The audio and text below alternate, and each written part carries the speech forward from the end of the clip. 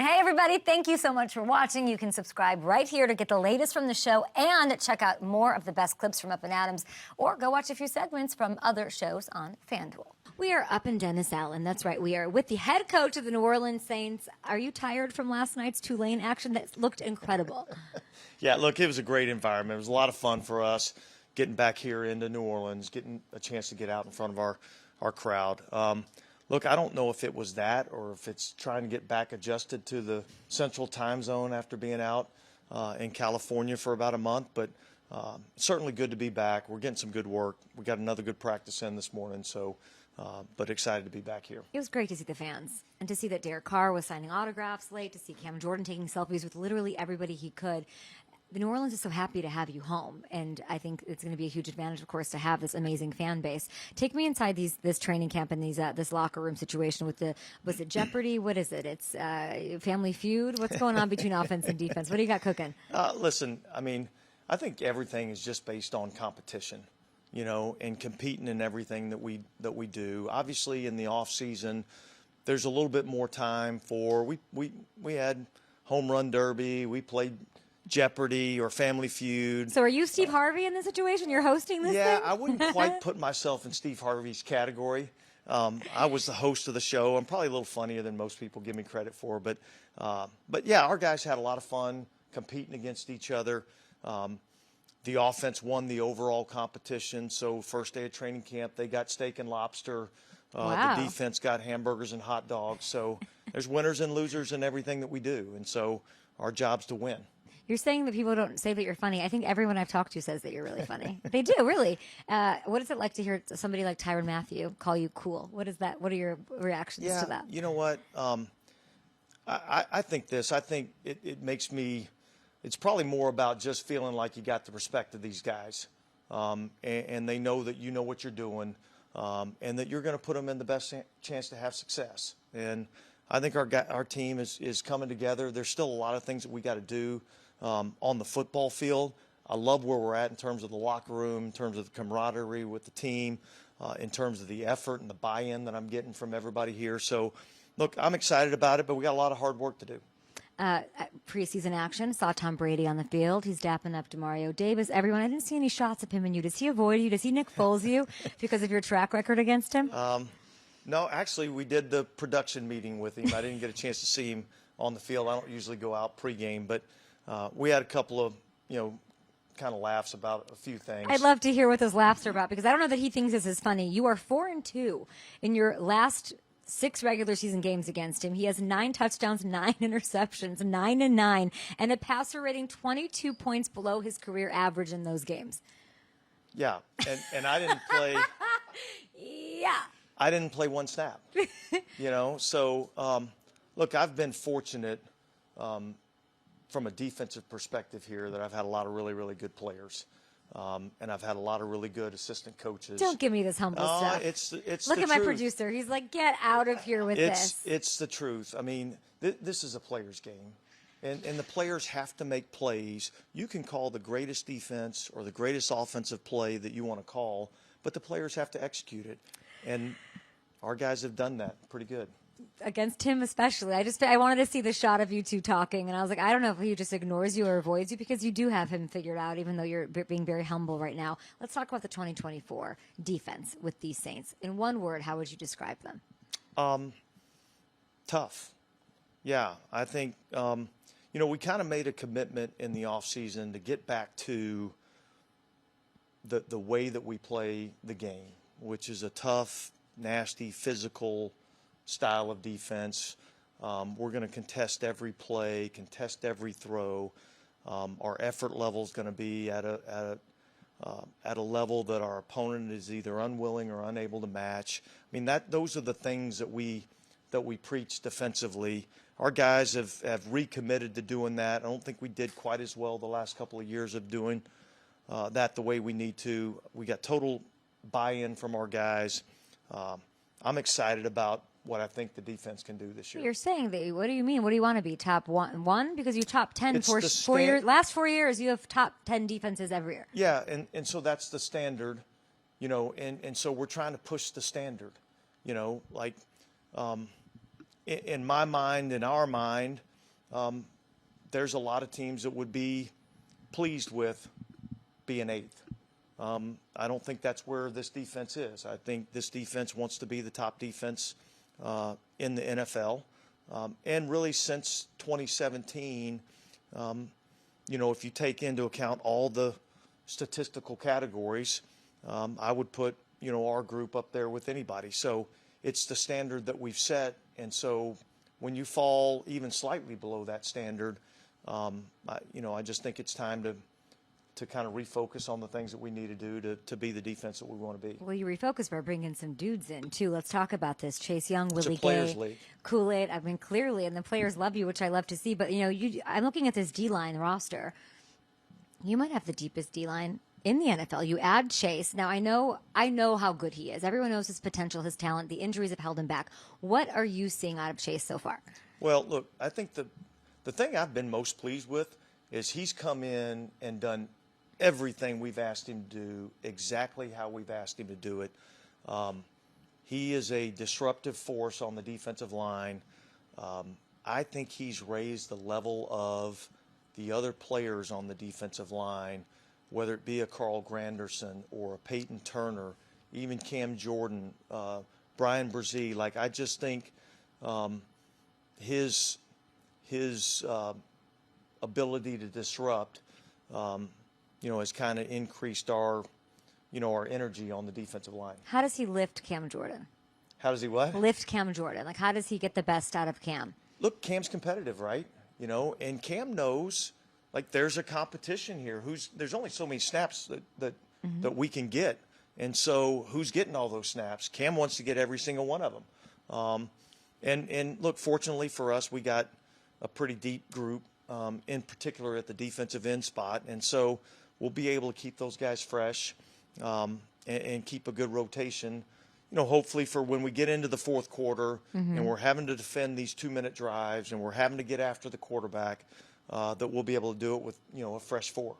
Derek wouldn't give me an answer on what changed at the end of the season or in that time where you guys go winning 4 or 5, and Derek is just on fire, 14 touchdowns, just 2 interceptions. Will you tell me the secret? What was the tweak? Yeah, look, I really don't know that there was like this one significant tweak that we did something different. I really think it was, I think Derek was more healthy at the end of the year. I think that was a big part of it. And I think B, I think we just got to a point where we were more onto the details, and we were more accountable to all the little bitty details that we needed to do, and that's really what this game is about. This game is about being disciplined and doing your job every single play, and it's not easy to do.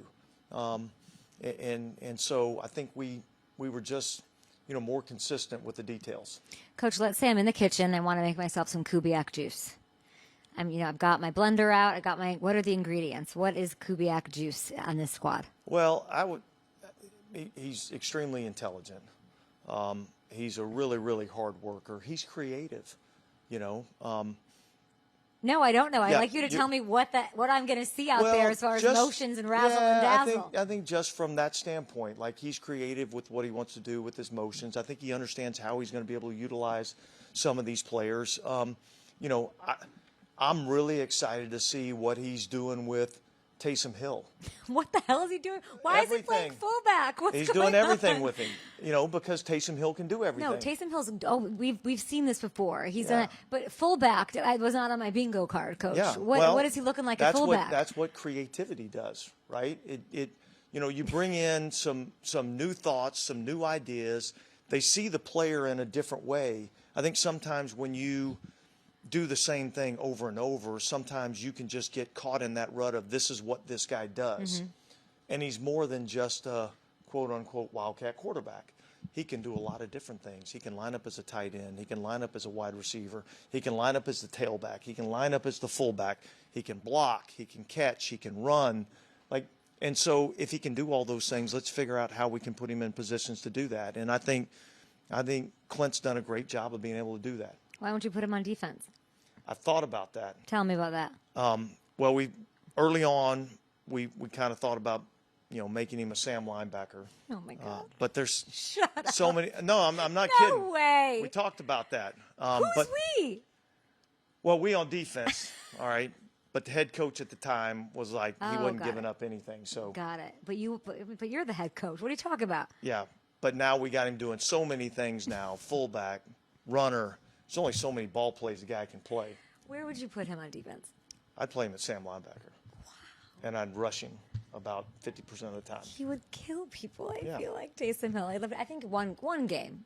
Yeah. Why not? Let's do it in one game. All right. Well, let's see. Let's see him do what he's going to do at fullback, at tailback, at receiver, at tight end. Yeah. Personal protector, kick returner. He's got enough jobs. In talking to Derek, I feel like him maybe more than other players for some reason is very excited about having his settled life here going into year 2. I think it's going to be a huge advantage for him. Yeah, he's settled. He feels confident. He's harping on consistency. When it comes to him, Olave, the whole offense clicking, obviously Kubiak we just talked about. What are you most proud of right now going into year 2 of his experience? Well, look, I think his ability to just focus on the task at hand, all right, not worry about any of the outside noise, just focus on what you have to do.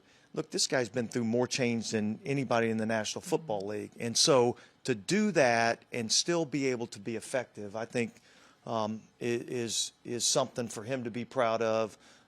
And now, hopefully, we can now put him in a consistent environment and put some consistency around him so that he can really flourish in this offense. Is this why you're playing them so much? You're giving them all the preseason love. I've been all across this country. You're my 20th and last stop, and I've heard it all from I don't want to play anybody to bubble wrap to whatever. You're giving them that work. Yeah. Well, look, the best way to get ready to play this game is to play this game.